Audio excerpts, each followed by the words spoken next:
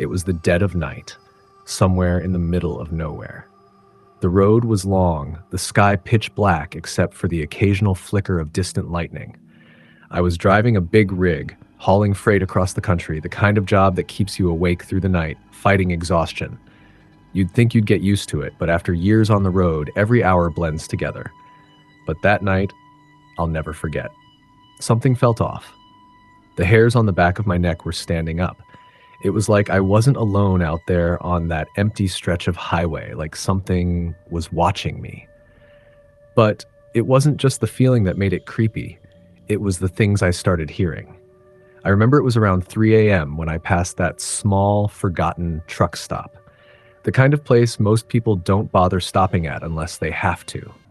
A few worn-out trucks were parked along the side, their engines idling like they were waiting for something. But the weird part? There was no one around. No one filling up.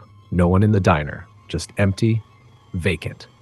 At that point, I had been driving for hours, and I figured I'd pull in and take a break, stretch my legs. I parked my rig and went into the diner. The moment I walked in, it hit me like a wave. The air was thick, almost suffocating. It felt cold, but the temperature outside was warm enough that it didn't make sense. The waitress, an older woman with unkempt hair, gave me a glance as I sat down at the counter. "What can I get you, Han?" she asked, her voice sounding far too soft, too slow. "I'll just have a coffee," I said, trying to shake off the creeping unease that was settling in. As she poured my cup, I looked around. The place was run down, chairs with cracked leather, tables covered in old grease stains, and the faded wallpaper peeling at the edges. It looked like something straight out of a horror movie. But this was real life, and it was starting to feel too real. "You're the only one here tonight," I said, trying to make small talk to distract myself from the feeling that was gnawing at me. The waitress barely nodded. "Yeah, not many pass through here anymore. Not after the accident." I paused mid-sip. "Accident? What do you mean?" She didn't meet my eyes, just stared blankly ahead. "You've never heard of the trucker who disappeared around these parts, huh?" The question made my stomach twist. "No, I haven't. What happened?" Her hands trembled slightly as she set the coffee pot down. "It was years ago, but some say it wasn't an accident. A trucker just like you stopped here. Didn't make it out. They say he's still out there, waiting." I felt a chill creep up my spine, but I tried to laugh it off. That sounds like some small-town ghost story. She just smiled, barely, and walked off, leaving me with a strange sense of foreboding. I had no intention of sticking around longer, so I downed my coffee quickly, paid, and left. But as I walked back to my rig, something made me stop. It wasn't the empty parking lot or the silence. It was the truck. I don't know what it was about that rig, but something about it made my skin crawl. The cab was parked a few rows away from mine, but I could feel its presence, like it was watching me. As I got closer to my truck, I saw the driver's side window slowly roll down. There was no one inside. I froze. I looked around, trying to see if anyone else was around, but the parking lot was still empty. Then, without warning, the engine of the truck roared to life. The truck revved, as if trying to speak through the sound. But there was no one in the cab, just the truck, running on its own. My heart hammered in my chest as I took a few cautious steps back. What the hell? Suddenly, the air seemed to get colder, and the headlights of the truck blinked on, shining directly at me. I squinted, feeling the hairs on my arms stand straight up. Something was wrong. I quickly jumped into my rig, locked the doors, and started the engine. But as soon as I did, the truck behind me began to follow. I could feel my palms sweat as I gripped the wheel.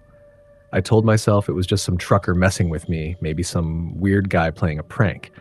But no matter how fast I drove, the truck was right behind me, matching my speed, never getting too close, but never falling back either. A voice crackled through my radio. It was faint, but it sounded like someone was trying to speak. "Are you there? Don't go. Stay. You'll be next." My blood ran cold. I slammed the volume down, but the voice wouldn't stop. It kept repeating the same words, over and over. "You'll be next." I swerved around a corner, desperate to lose the truck, but it was still there, shadowing me like a predator stalking its prey. The weirdest part, I hadn't seen the truck pass me on the road or turn with me. It just was there. Finally, I couldn't take it anymore. I pulled off to the side of the road, hoping the truck would pass me by, but it didn't. It stopped right behind me. I reached for my phone, but I didn't even know who I could call. I was in the middle of nowhere. No service. My hands were shaking. Then I heard it, a tapping sound on my window. Slow, steady. I could barely bring myself to turn my head. I had to know, but I didn't want to know. It was like I was paralyzed, stuck in that moment. My eyes moved to the side mirror, and I saw nothing. But the tapping kept going, a rhythmic, hollow sound, like someone's knuckles on glass. And then I saw something in the reflection. A face. A man. His eyes were hollow, dark, and his mouth twisted in a grotesque smile. I didn't wait to see more. I slammed the truck into gear and floored it. My rig roared to life, and I sped down the highway, not daring to look back. I could still hear the sound of that truck behind me, right on my tail, no matter how fast I went. It followed me for what felt like an eternity. My headlights cut through the darkness, but I knew the truck was still there. Still there. Waiting. Eventually, I reached another small town. I pulled into a gas station, my heart still racing. The truck that had been following me was gone. But I knew what I had seen. I knew what I had heard. And I couldn't shake the feeling that someone was still out there watching me. The thing is, I've heard stories like this before. Truckers disappearing, driving on roads that seem to stretch forever. Sometimes they come back. Sometimes they don't. And the ones who don't, well, they say they're still out there, driving the highways, still waiting for their turn to claim another victim. That night, I'll never forget it. And I don't think I'll ever drive those roads again. Next story. It was late, later than I should have been on the road. My truck was humming along that stretch of Route 66, just outside of Albuquerque, New Mexico. The night was thick and dark, save for the occasional flicker of light from a few passing vehicles. I had been driving for over 12 hours, and to be honest, I was exhausted. My eyes kept drooping, and my hands clutched the wheel tighter than usual, just trying to stay alert.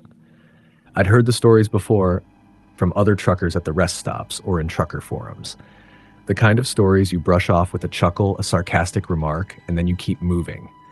Ghost stories, sightings, unexplained accidents, and the occasional haunted gas station.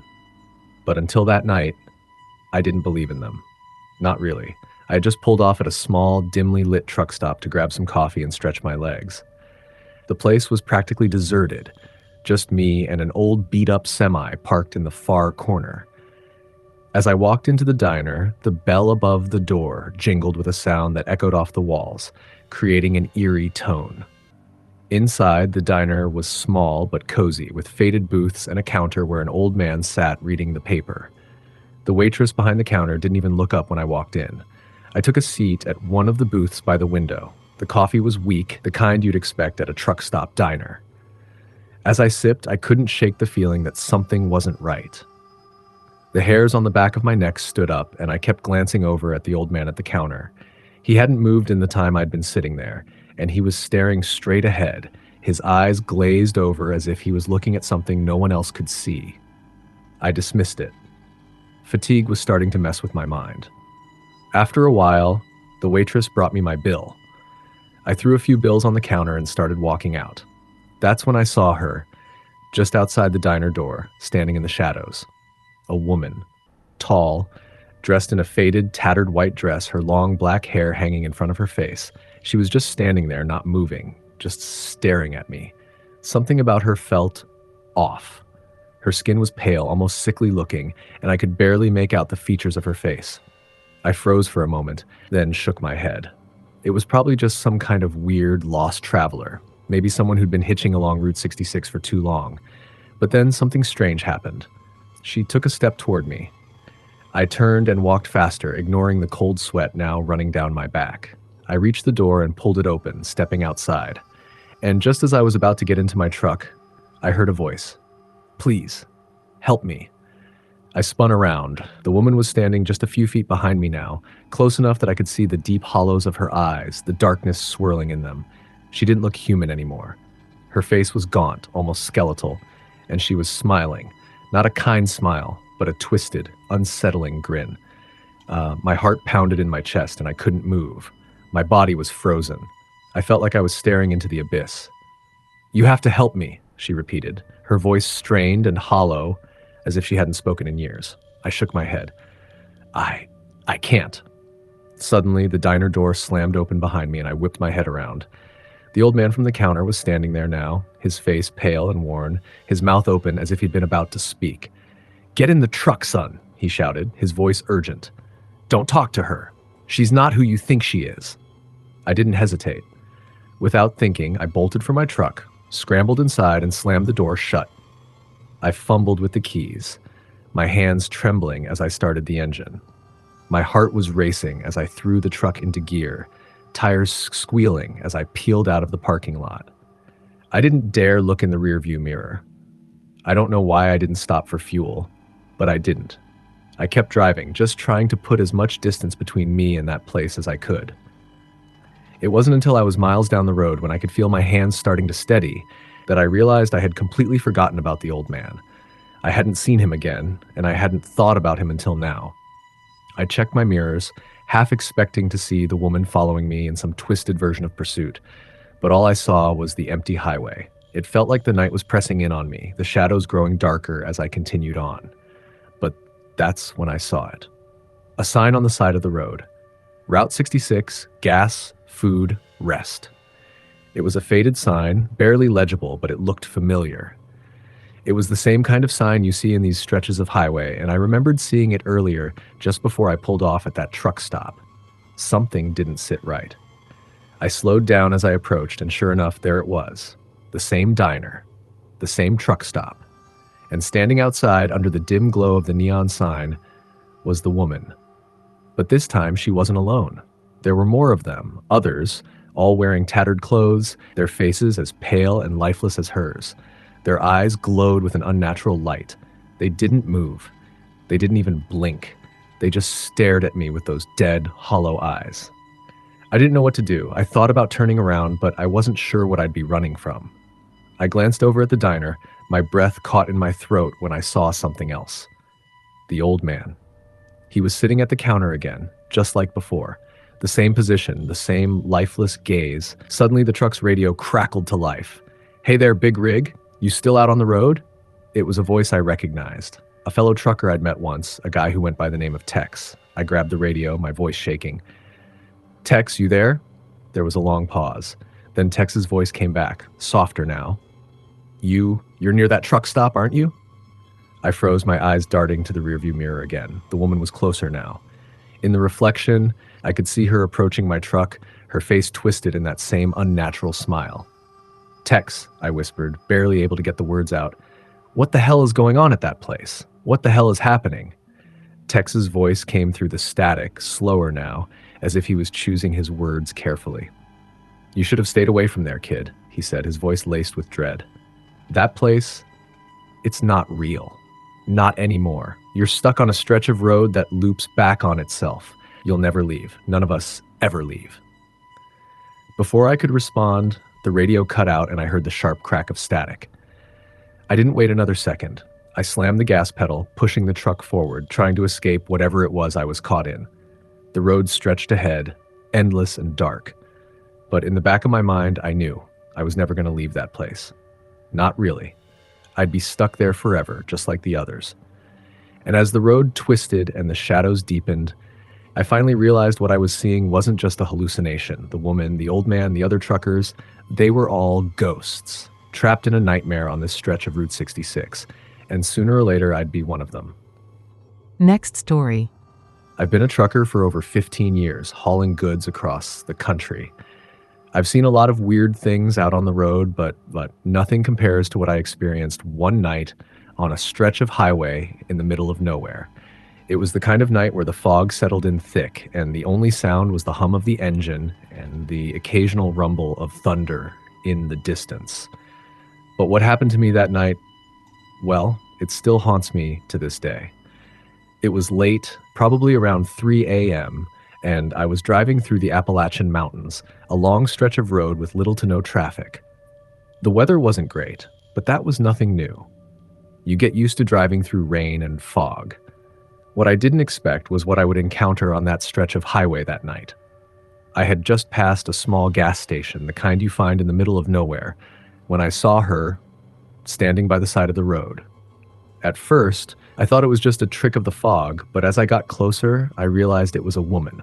She was wearing a white dress, her hair flowing loosely around her shoulders, and she was standing there, looking straight at me. No one else was around. The road was empty. I slowed down, instinctively unsure of whether to stop or keep going. I mean, it's not every day you see someone out there at that hour, but something about her made me uneasy, like I knew I shouldn't stop, but I couldn't drive past her either. So I pulled over, my truck engine sputtering to a stop. I rolled down the window, just a crack, and called out, "Hey, you okay?" She didn't respond at first, just stood there staring at me with these vacant eyes. Her face was pale, almost ghostly, and the look in her eyes made me shiver. It was like she wasn't really there, like her soul was somewhere else. I called out again, louder this time, but still nothing. I couldn't explain it, but I had this overwhelming feeling that I needed to help her. Maybe it was the isolation, the eerie quiet of the night, but something about her made me feel like I was the only person who could help. "Ma'am, you need a ride?" I asked. She blinked as if waking from a trance and slowly nodded. My heart was racing now, a combination of fear and curiosity. I reached over, unlocked the passenger side door, and it creaked open. She stepped inside, but as she did, I noticed something strange. Her feet didn't touch the ground. It was like she was gliding into the truck, moving without walking. I tried not to let it freak me out, but it sent chills down my spine. She sat down next to me without saying a word, staring straight ahead, her fingers lightly tapping on the seat. The air in the truck suddenly felt colder, and I could feel this heavy pressure building in my chest. I started driving again, keeping my eyes on the road. I didn't know what to say. This whole situation was weirding me out. My headlights barely cut through the fog, and the silence between us was suffocating. After a long while, she finally spoke, her voice soft and barely audible. "Turn left up ahead." It startled me, but I didn't ask questions. The road was long, and there was no one around for miles, so I figured maybe she knew something about the route. It didn't seem like a big deal, so I made the left turn. As soon as we took the turn, the road changed. The fog thickened even more, and it felt like we were in a completely different place. I glanced at her, trying to get a read on her, but her face was completely blank, emotionless. Her eyes, though, they were fixed on something far away, like she was staring into nothingness. "Where are we going?" I asked, trying to break the silence. No answer. I looked back at the road, and that's when I saw it. Off in the distance, there was a sign, a weathered old sign with faded letters. It said, "Rest stop ahead." I hadn't seen a rest stop on this stretch of highway for miles, and this one looked abandoned. The kind of place you'd see in those old horror films, with broken lights and overgrown weeds. I slowed the truck as we approached. The sign seemed to flicker in the headlights, and the closer we got, the more uneasy I felt. There was something off about the place. It looked abandoned, but there was a light on inside, dim but flickering. The woman next to me didn't say a word. I parked the truck near the entrance, unsure of what to do. "Wait here," I told her. She didn't respond, but I knew she was still there. I got out of the truck and started walking toward the rest stop. As I got closer, I heard the faint sound of someone crying, but it wasn't human. It was something else, something guttural. I froze in my tracks. The hair on the back of my neck stood up. I reached for my phone, trying to call someone, anyone, but the signal was dead. I glanced back at the truck, half expecting to see the woman standing there, staring at me. But no, she was still in the truck. I took another step forward when suddenly a figure stepped out from the shadows of the rest stop. It was a man, scruffy, wild-eyed, and disheveled. His clothes were torn, and his skin was pale. "Don't go in there, man," he shouted. "It's not what it seems. You gotta get out of here now." I didn't know whether to trust him, but something about the urgency in his voice told me he wasn't lying. I took a step back, my heart racing. "What is this place?" I asked, my voice shaky. "You're in the wrong place at the wrong time," he replied, his eyes wide with fear. "That woman, she's not what you think she is. She'll drag you down into the abyss. You don't want to be here when it's too late." I turned to look back at the truck, but the woman was gone. My breath caught in my throat. The door was wide open and the seat was empty. I don't remember what happened after that, but I must have blacked out or something. The next thing I knew, I was back on the road, driving like a maniac, my hands gripping the steering wheel so tight my knuckles turned white. The rest stop was gone. The fog had cleared and the road was just a road again. But something wasn't right. My eyes kept darting to the side, expecting to see that woman. I could still feel her presence, like a shadow lingering beside me. It wasn't until I made it to the next town that I stopped for gas. I was shaking uncontrollably by then. I told the attendant about what happened, but he just looked at me like I was crazy. "Don't go talking about that stuff around here," he said, his voice low. "People have been disappearing around those parts for years. They say it's haunted, but no one knows for sure. Just don't go messing with it." I've been driving these roads for a long time, but I haven't been back to that stretch since. I don't know what it was I picked up that night, but I know it wasn't just a hitchhiker. There's something out there, something dark, and it waits for anyone foolish enough to cross its path. I don't know if I'll ever be the same after that night. I keep my eyes peeled on the road now, and I never stop for anyone anymore. And if you ever find yourself out there on those lonely roads in the middle of nowhere, be careful who you pick up, because sometimes not everything is what it seems. Next story. It was supposed to be an easy job. I'd been driving long haul for years, so a night run down Route 66 should have been just another typical trip. But this one turned into something I'll never forget. It all started when I picked up a load in Flagstaff, Arizona, just after sunset. The sun had barely dipped behind the mountains, and I was ready to hit the road. The weather was fine, the roads were clear, and the freight was simple. Nothing special. I'd made this route dozens of times before, and usually I'd take it slow, enjoying the solitude. But tonight, something felt different. It was that uneasy, gut-wrenching sensation that there was something out there, something just beyond the horizon, watching me. I hit the road, the tires humming against the asphalt as I cruised along. The lights from the truck blinked steadily in the dark, cutting through the endless night. But then, about an hour in, I noticed something strange. A pair of headlights far off in the distance, catching up quickly. At first, I didn't think much of it. After all, it was a long stretch of highway, and I was just another truck in a long line of night drivers. But these headlights were different. They were coming faster than any vehicle should be.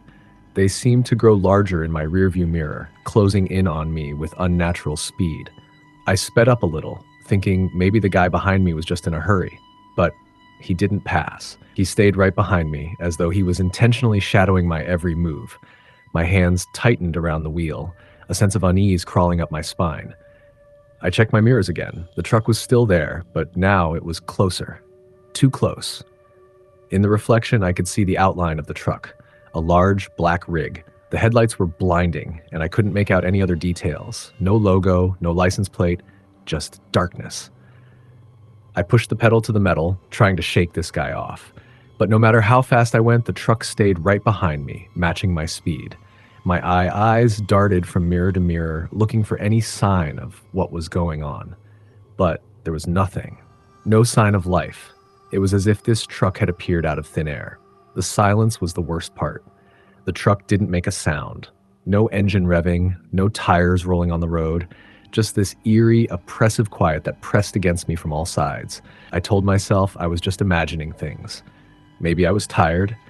Maybe it was the isolation of the highway playing tricks on my mind. But the truck wouldn't go away. It was still there, looming behind me like a phantom, its headlights blinding in the dark. Then I noticed something that made my stomach drop.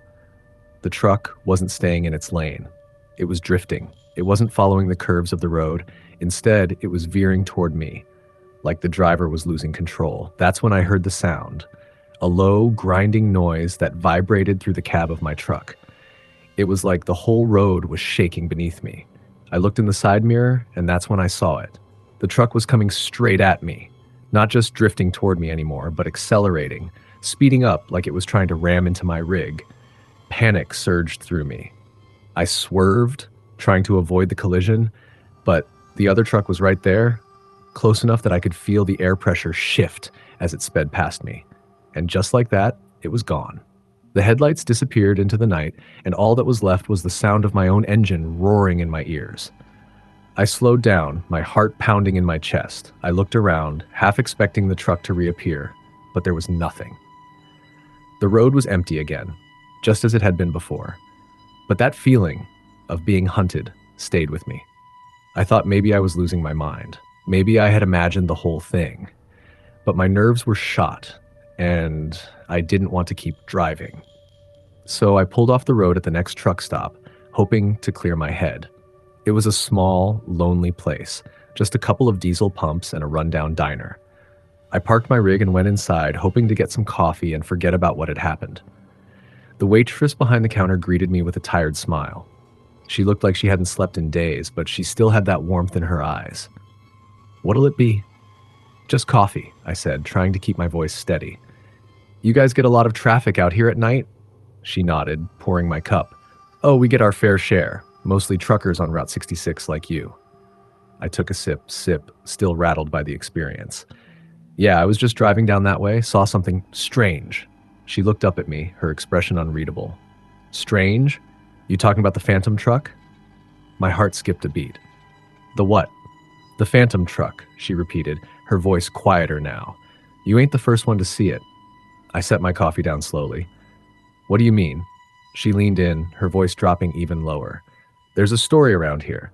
It's an old one, but folks around these parts, they say it's still out there, hunting down truckers who pass through after dark. They say the truck was a ghost, cursed to drive the highway forever. Some say it's the spirit of a driver who died in an accident on this stretch of road. Others say it's just something evil, I don't know, but people see it. They say it follows them, gets closer and closer until it vanishes." I felt my blood run cold as I listened to her, my mind replaying the scene over and over in my head. "So, what happens to the drivers who see it?" I asked, dreading the answer. She shook her head. "No one really knows. Some just disappear. Some say they see it in their mirrors for days after. Either way, it's always the same. Once you've seen it, you can't escape." My stomach twisted into knots. I was still trying to process what I'd heard when the bell above the diner's door jingled. I looked up. There was a man in a tattered jacket, his face hidden beneath a wide-brimmed hat. He walked up to the counter, ordered a coffee, and sat down in the corner. Something about him seemed off. I didn't think much of it at first, but as he settled into his seat, he turned his head slightly, and I saw it. The faintest smile tugging at the corners of his lips. His eyes glinted, and for a moment I swore I saw something darker behind them. Suddenly I realized his eyes weren't just glinting in the light. They were glowing. And the worst part, I didn't recognize him. I stood up quickly, my heart racing. "I think I need to go," I muttered to the waitress, paying for the coffee. As I turned to leave, I felt it, the unmistakable presence of someone watching me. The hairs on the back of my neck stood up as I left the diner, and for the first time in my life, I didn't feel safe on the road. As I climbed into my rig, the headlights of my truck flickered, the engine sputtered, and in the distance, I saw it again. The Phantom truck. Next story. It was a hot summer evening when I found myself on the outskirts of a small town in southern Texas. I had just dropped off a load and was planning to get some rest before heading out again.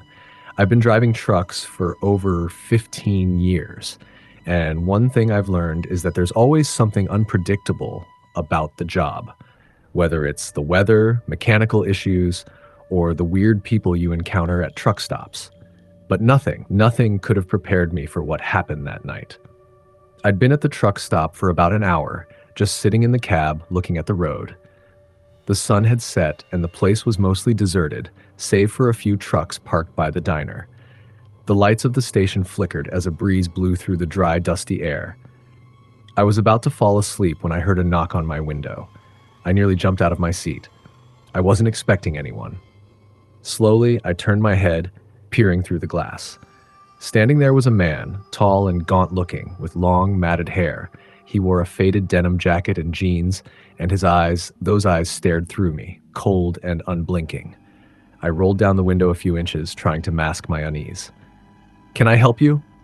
"Sorry to bother you," the man said, his voice low and raspy. "You wouldn't happen to have any water, would you?" His appearance seemed harmless enough, but something about his presence felt off. So his movements were slow, deliberate, like he was trying to measure every step.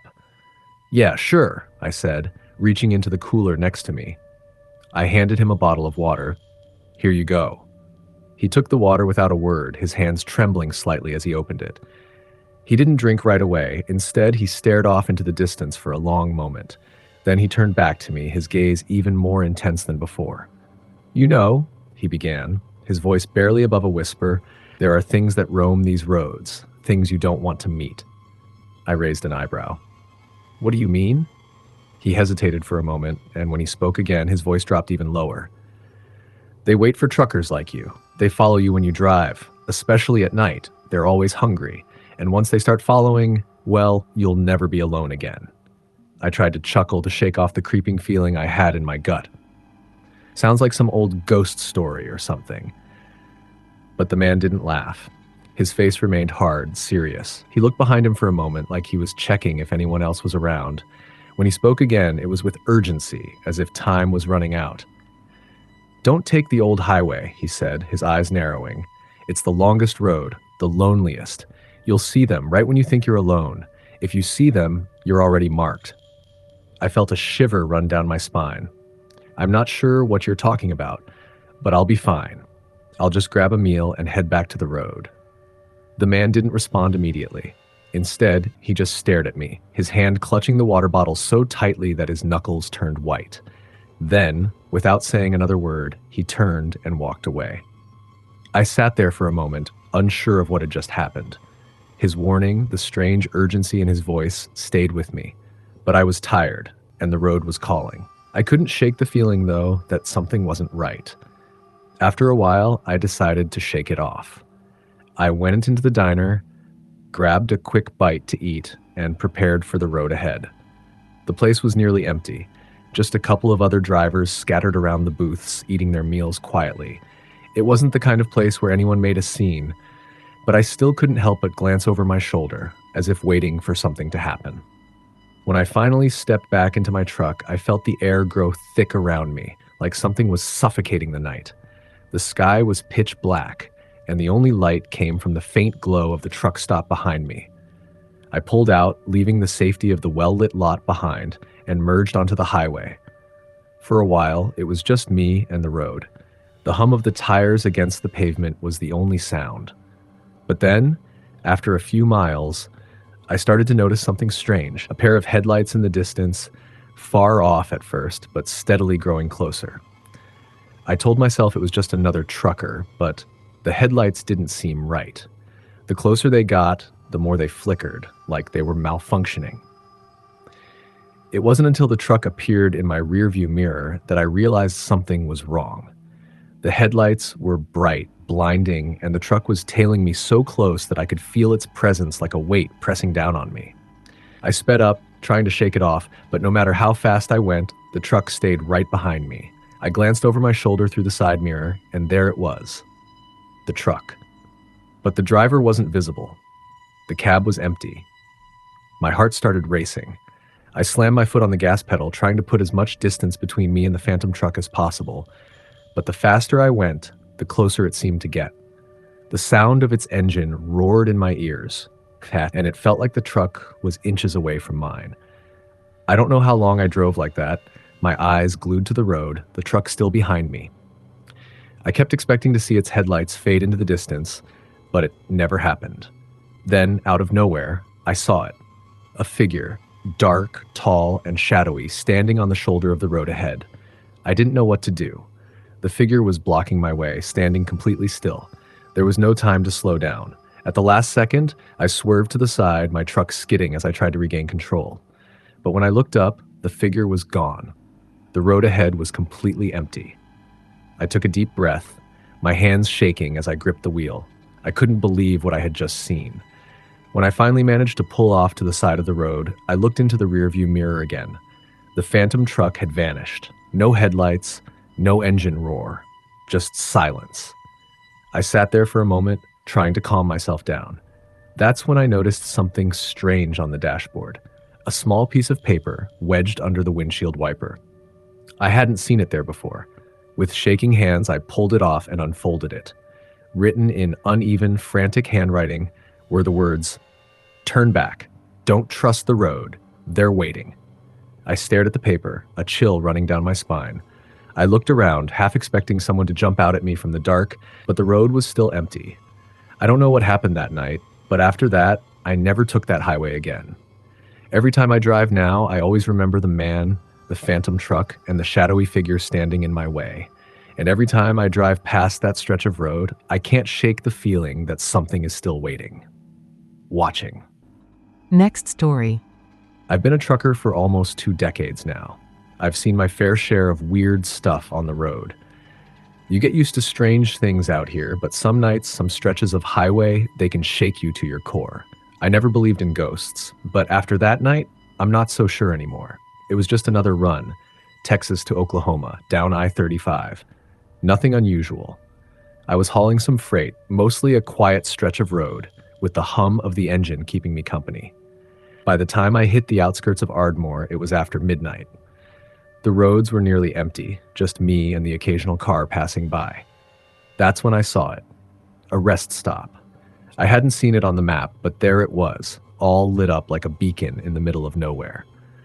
I wasn't planning on stopping, but I had a feeling, one of those gut feelings you can't explain, that maybe I needed a break. I wasn't even tired, but my instincts were telling me to pull in. I parked my rig and stepped out, the cold night air hitting me like a slap. I could hear the wind howling in the distance. The rest stop was old, the kind of place you don't see much anymore. The fluorescent lights buzzed above me as I walked inside. It was quiet, way too quiet for a rest stop at that hour. There was a single booth, and a middle-aged woman was behind the counter, her face pale and tired, like she hadn't slept in days. "Coffee?" she asked, not even looking up as I walked in. I nodded, sitting down at one of the booths. The place smelled like stale coffee and something else, something rotten, like it had been sitting here for far too long. The woman poured me a cup without a word and slid it over. I took a sip. The coffee was terrible, but I didn't care. I needed something to keep me awake. I looked around.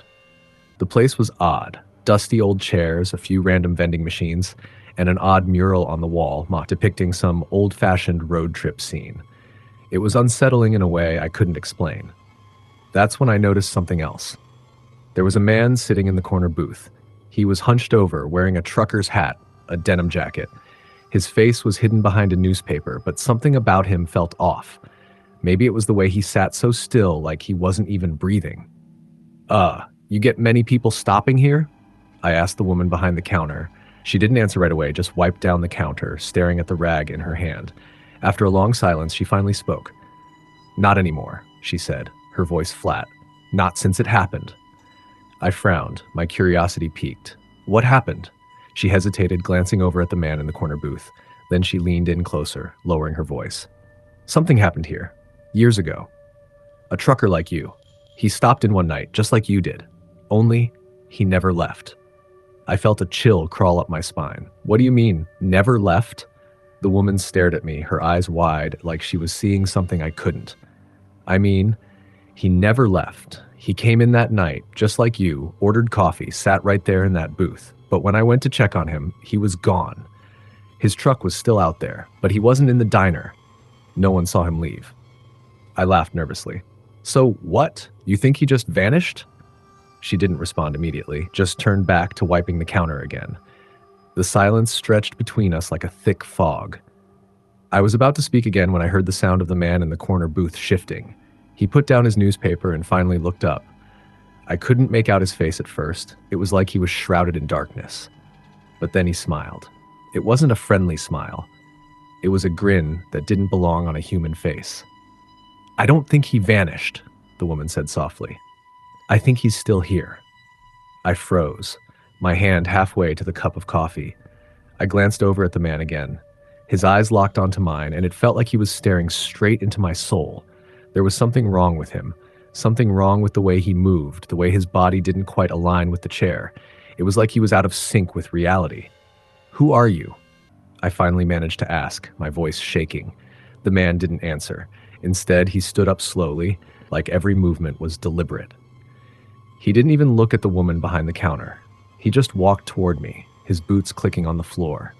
My pulse quickened, and I felt that instinctual fear rise up in my chest. "You should go," the woman whispered urgently. "Get back in your truck and go." I stood up, backing away from the booth, my mind racing.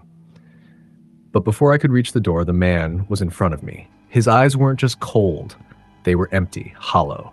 His face was pale, almost translucent, like a sheet of paper stretched over a skeleton. "You shouldn't have stopped," he rasped, his voice a low, hoarse whisper. It sounded like it was coming from somewhere far away, like he wasn't fully here. I tried to push past him, but my feet wouldn't move. It felt like the floor was sticking to my boots, like I was stuck in place. The woman screamed, and the man's eyes flicked over to her. She froze, her face going as white as a ghost. She mouthed something, but I couldn't make it out. And then, as if he was made of smoke, the man dissolved into the air. One moment he was there, and the next, he was gone. I stood there for a moment, my heart pounding in my chest. The woman was shaking now, backing away from the counter, her eyes wide with terror. I grabbed my jacket, not saying a word, and bolted for the door. I didn't look back. I ran to my truck and jumped in, slamming the door behind me. My hands were shaking so badly that it took me 3 tries to start the engine. Once it roared to life, I pulled out of the rest stop without a second thought, my tires kicking up dust as I sped down the highway. As I drove, I couldn't shake the feeling that I wasn't alone. The air felt heavy, suffocating.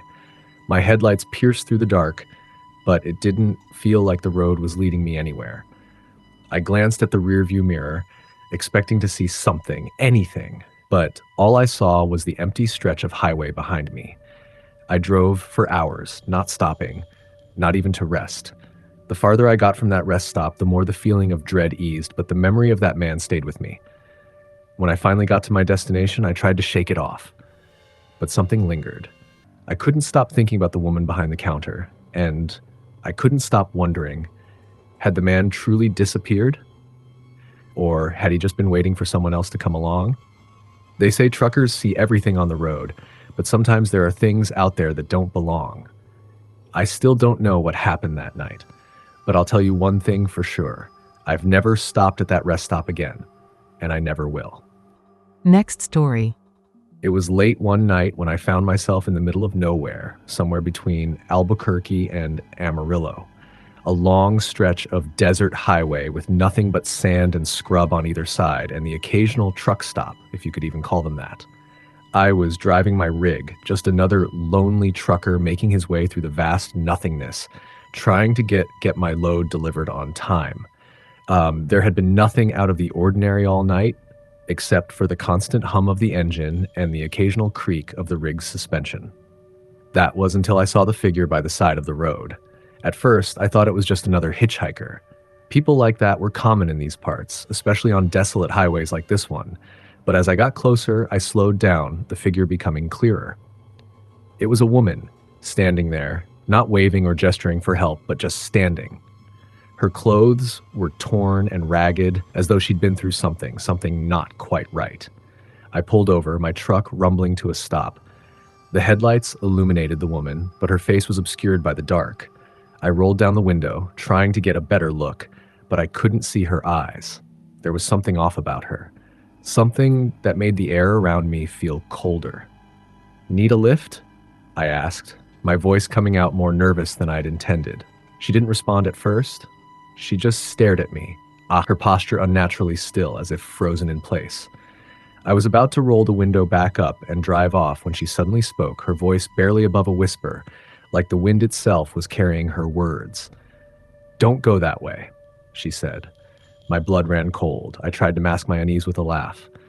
"What do you mean? There's nothing but road ahead." She shook her head slowly, her long, tangled hair falling over her face. "The road is not safe. There's something waiting for you. Turn around." I hesitated. Was she crazy? Maybe she had been stranded for too long, lost in the desert. But there was something in her voice, something that made me shiver. "Look, lady," I said, trying to sound casual, "I'm just trying to get to Amarillo. It's late, I'm tired, and I can't be messing around out here. I've got a schedule." Her eyes lifted then, and for the first time I saw her face clearly. Her eyes were wide and dark, full of fear. "You don't understand," she said, her voice trembling now. "It's already too late for you. The road, it's cursed. Turn around before it's too late." I scoffed, but deep down, something gnawed at me. "Thanks, but no thanks. I've got to keep moving." I stepped on the gas, the truck's engine roaring to life as I drove past her. In the mirror, I could see her standing still, her figure shrinking in the distance. For a while, I tried to shake it off. People get weird out here in the desert. It wasn't the first time I'd run into someone acting strange. But as I drove, I couldn't help but feel like I was being watched.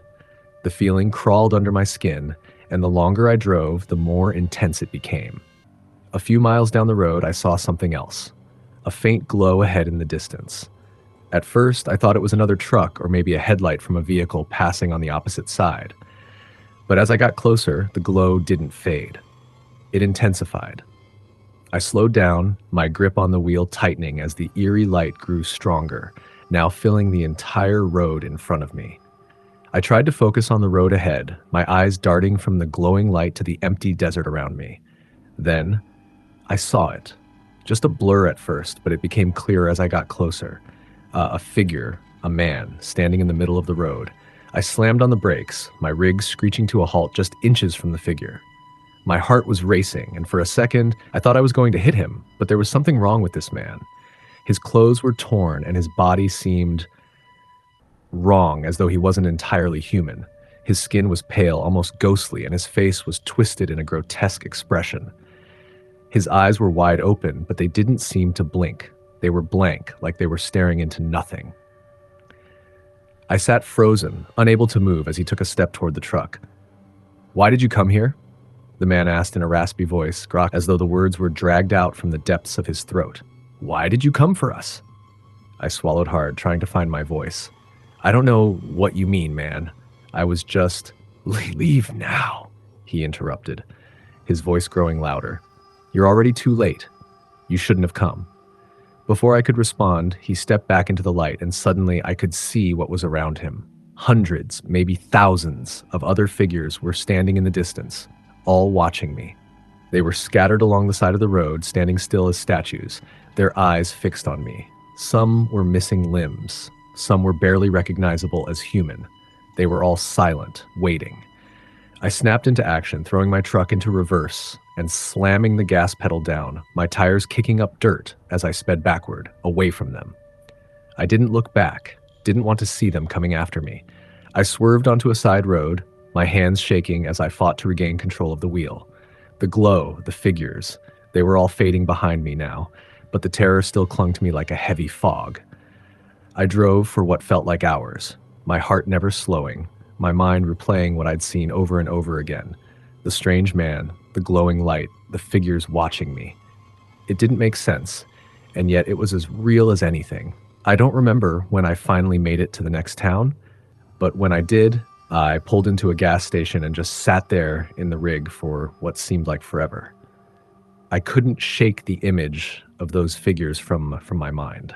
The next morning I tried to forget about it, but when I went to fill up, I overheard a conversation between two locals. One of them mentioned the Dead Man's Highway, a stretch of road where people often saw strange things, figures that weren't supposed to be there. "People say it's cursed," one of them said, laughing nervously. "Some say you can't leave once you've crossed it, and some say the spirits of the dead follow you, just waiting for you to come back." I didn't stick around to hear any more. I got back in my rig and left that town behind. But every time I drive down that stretch of highway now, I remember the faces, the figures in the distance, their empty eyes following me. And I wonder if they're still waiting for me to return. Next story. I've been driving trucks for years, mostly long hauls through the South. For the most part, the job's uneventful. Just the road, the occasional coffee stop, and a lot of miles to eat up. But there was one night, one stretch of highway that I can't forget, no matter how hard I try. It was late October, the air had a chill to it, and the moon hung high in the sky, full and glowing eerily over the quiet road. I was headed down US Route 51, a stretch of highway that cuts through the thick, dense woods of Mississippi. The place always had a creepy vibe to it.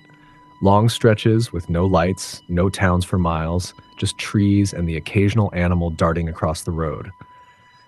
I'd been on this route hundreds of times, but something about night felt different. The night was still, the kind of quiet where every little sound seems amplified. The engine hummed steadily beneath me, but other than that, it was almost like the world was holding its breath. It wasn't until I passed an old gas station that I noticed something off. It was the kind of place that looked abandoned, dim lights flickering on a rundown building, the pumps covered in dust, and not a single car in sight. But as I passed, something caught my eye, a woman standing on the side of the road. Now, I've seen plenty of hitchhikers before, but this one didn't fit the usual pattern. She was standing perfectly still, almost too still, staring at my truck as I drove by. Her clothes were old-fashioned, like something you'd see in an old black and white photo. A long dress, a shawl wrapped tightly around her shoulders. Her hair was dark, long, and unkempt, falling around her face. Something about her made my stomach drop. Maybe it was the way she stood there in the dark, no movement, no motion. It just didn't feel right. I wasn't sure why, but I couldn't just drive past her. I pulled over, my truck grinding to a halt by the side of the road. I rolled down my window and called out, "Hey, you need a ride?" For a moment, nothing. Then slowly, she turned her head to look at me.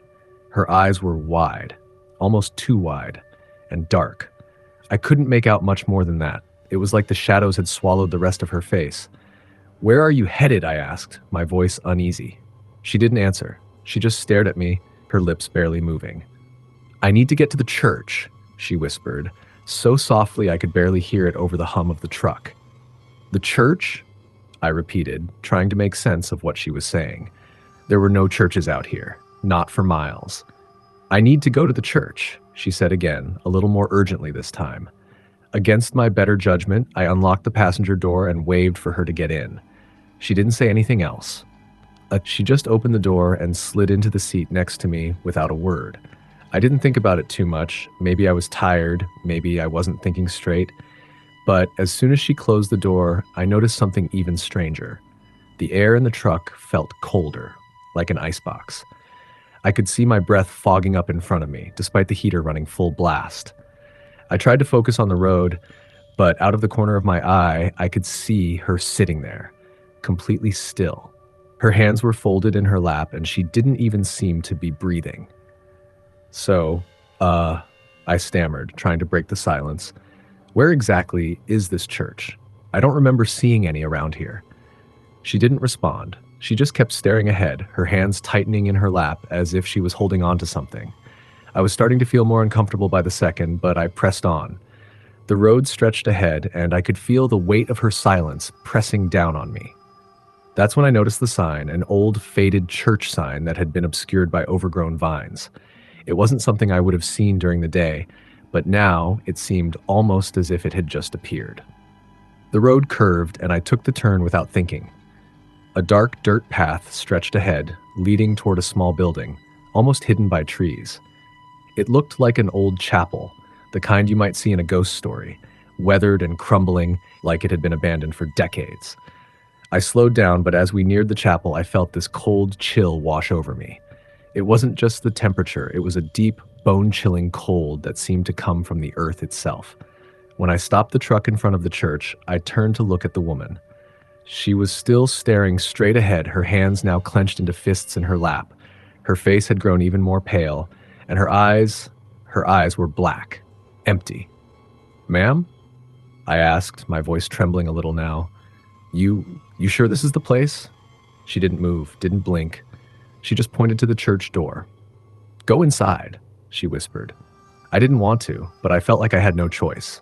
I opened the door to the truck, my legs trembling as I stepped out. The cold air hit me like a slap, and the ground beneath my boots felt like it was sinking, like the earth was giving way. I walked toward the church, the hairs on the back of my neck standing up with every step. The closer I got, the heavier the air felt, and the more I could feel something watching me. It wasn't just the night, it was something else. Something old. I reached the door and hesitated, my hand hovering just above the rusted handle. I wasn't sure if I should open it, but before I could decide, I heard a sound behind me, footsteps, slow and deliberate. I spun around, but the woman was gone. I was alone. But when I turned back to the door, I could hear whispers from inside, low, guttural voices like the wind carrying words that I couldn't understand. And then I saw it, a shadow moving behind the cracked glass of the door. Something shifted inside the chapel, something large, something I wasn't meant to see. I don't know what happened next.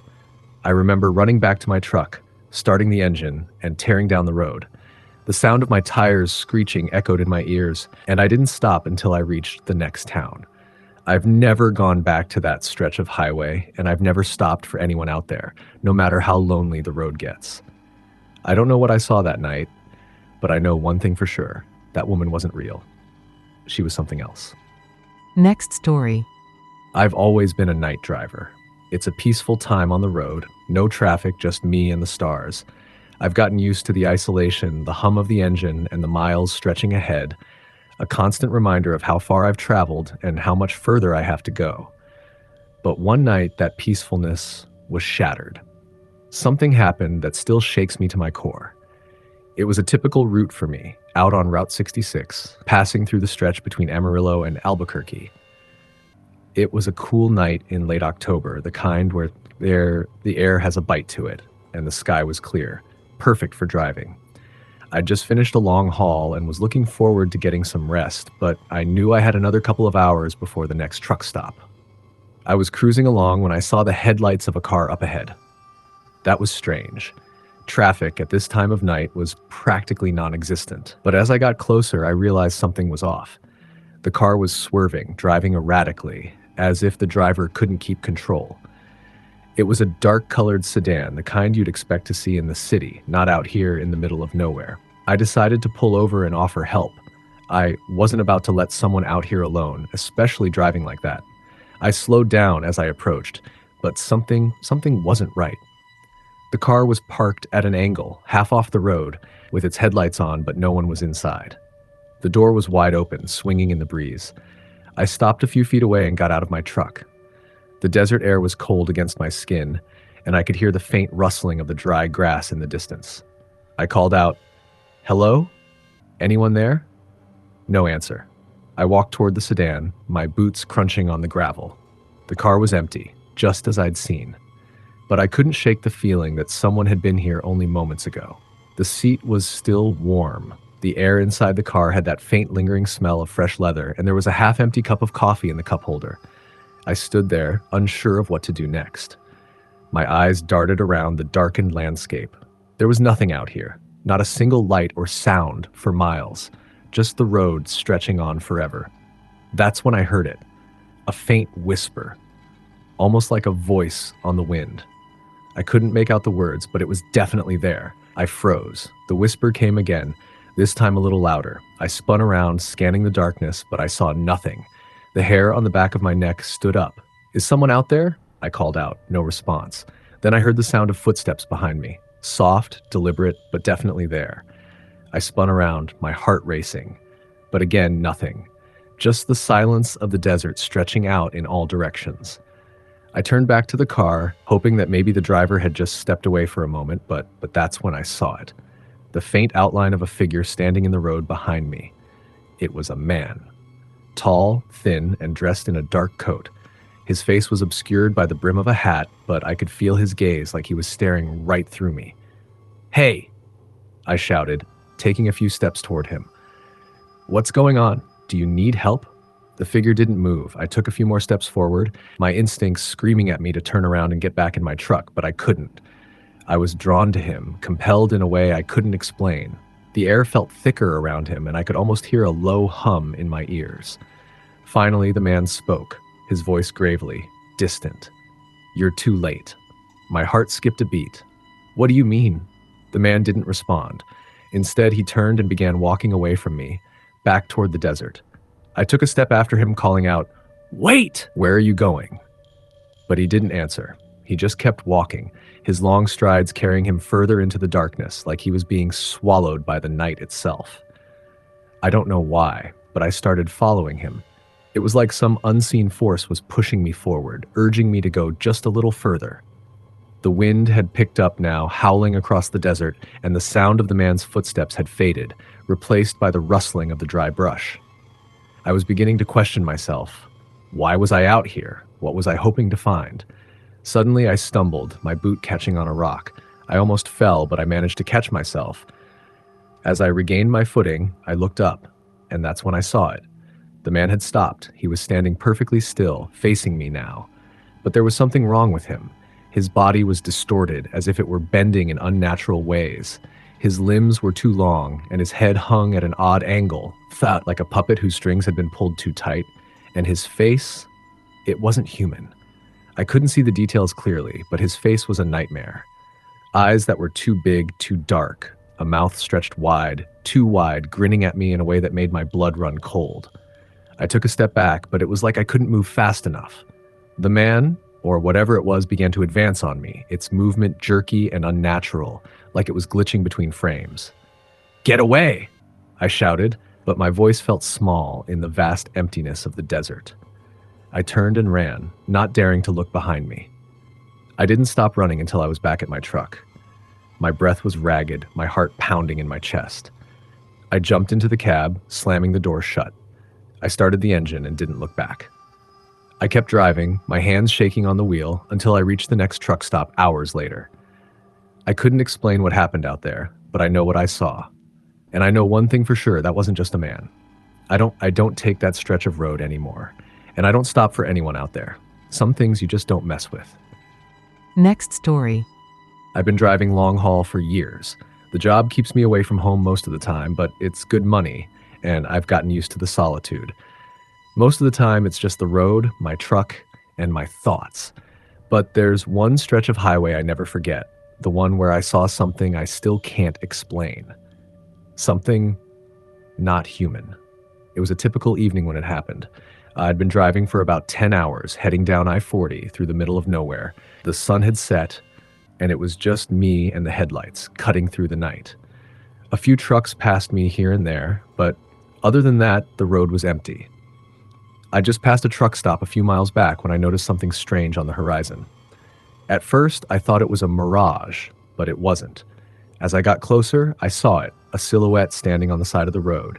It was tall, unnaturally tall, like it was stretched out of proportion. I slowed down a bit, unsure of what to make of it. It was a figure of a man, or at least it looked like one, standing in the middle of the highway with his back to me. He was dressed in all black with a wide-brimmed hat that shaded his face, the kind of look you might expect from a cowboy or a drifter. But something about it was off. His posture was stiff, unnatural, like he was frozen in place. The way he stood, it didn't sit right with me. I rolled down my window just a little, thinking he might be stranded or in need of help. But as I got closer, I could see he wasn't moving, not even the slightest bit. It was as if he was carved from stone, and that's when the hairs on the back of my neck stood up. I should have just kept driving, but for some reason, I felt compelled to stop. Maybe it was the loneliness of the road, or maybe it was that damn curiosity. I pulled over to the shoulder, my heart racing in my chest. I glanced back at the figure. He hadn't moved an inch. "Hey," I shouted, leaning out of my truck window. "You need help?" No response. Not a single motion. My gut was telling me to drive away, but I couldn't. Something was holding me there. My foot hovered over the accelerator, but I just stayed there. I opened the door slowly, my boots hitting the asphalt as I stepped out. The air was heavy, cold, and still. The whole world felt muted, as if the wind had died and time itself had slowed down. I felt like I was in a dream. I took a few steps toward the figure, trying to make sense of what I was seeing. The closer I got, the more uneasy I became. Something was off. I couldn't put my finger on it, but it wasn't right. I called out to him again, but there was no answer. As I stood just a few feet away, I could make out the details of his clothes. They were old, worn, like they'd been through hell. The pants were frayed at the cuffs, and the shirt was faded and torn. His boots were dusty, covered in layers of grime, and his hat was so large it nearly covered his face. That's when I noticed something that made my stomach drop. His shadow. It wasn't right. His shadow was longer than it should have been, stretching far out in front of him, moving unnaturally, as though it had a life of its own. I looked at the figure again, and I swear his posture was slightly different. His back was a little more hunched, his head tilted just slightly. That's when it clicked in my head. This wasn't a person at all. I took a step back, my heart pounding now, and that's when I heard it. The sound of footsteps, heavy and slow. I turned, thinking someone else had pulled up behind me, but there was no one. The sound of the footsteps was coming from all around me. The figure hadn't moved, but I could feel his presence growing stronger, closing in. I could feel the coldness radiating from him like ice. I turned to look back at the figure, and for the first time he moved. His head jerked up slowly, unnaturally slow, and I could finally see his face. My blood ran cold. His face was pale, almost translucent, and his eyes, guys, they were black, pure black, like two bottomless pits, and they were staring right at me. I froze in place. My feet felt like they were cemented to the ground. He didn't blink, didn't move, he just stood there watching me. I tried to take a step back, but it was like my body wasn't responding. The footsteps were getting closer now, circling me. I could hear them, but I couldn't see anything. The air felt thick with dread, like something terrible was about to happen. The figure began to move again, this time taking slow, deliberate steps toward me. Suddenly, I felt a cold breeze whip through the air, and I snapped back to reality. My feet were no longer stuck to the ground. I took a step backward, then another. That's when the figure took another step forward. His head tilted down, and I could hear him whispering in a voice so low, so guttural, that it made my skin crawl. Don't leave. I don't know what possessed me, but I turned and ran. I bolted toward my truck, not daring to look behind me. My breath was ragged, and my heart was pounding in my ears. I leaped into the cab, slammed the door shut, and started the engine. I glanced in the rearview mirror. There was nothing behind me. The road was empty again, just the fog and the headlights stretching out into the night. I don't know what I saw that night, and I don't care to ever find out. But I know one thing for sure. Whatever that thing was, it wasn't human. I drove for hours after that, not daring to stop. And I never took that stretch of highway again. Sometimes when I'm out there, I wonder if I'll ever see him again.